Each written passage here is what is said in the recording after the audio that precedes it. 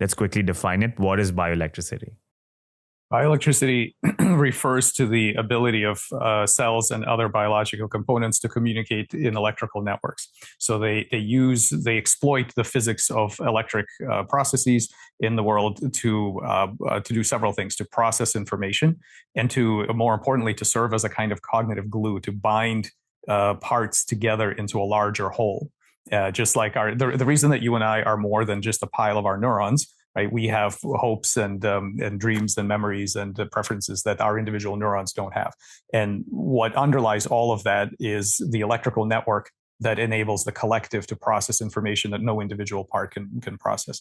And so that evolution loves that sort of scheme. These bioelectric networks are an extremely convenient and ancient way to do that, to assemble large scale beings out of small parts, and that's why bioelectricity is important. What are these electrical networks in the cells made of? Well, individual cells have little tiny proteins on their surfaces which can open and close.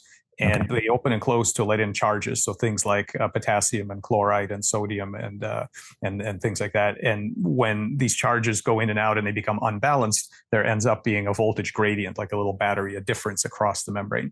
And that voltage difference can be felt by neighboring cells, and it can also cause those little the connections between cells, but also the little ion channels. It can cause them to open or close. So now you see this positive feedback loop, which can be quite complex, because every time the voltage changes, the ion channels and the electrical synapses between cells can open and close, and that will in turn change the voltage, which will in turn change the connectivity. And so now you have this remarkable thing where the topology of the information flow through the network is guided by the content of that, by the electrical properties of that network. That's basically a transistor, right? A transistor is a voltage-gated current conductance. And we know that with transistors, you can build logic gates, and then you can build all of computation.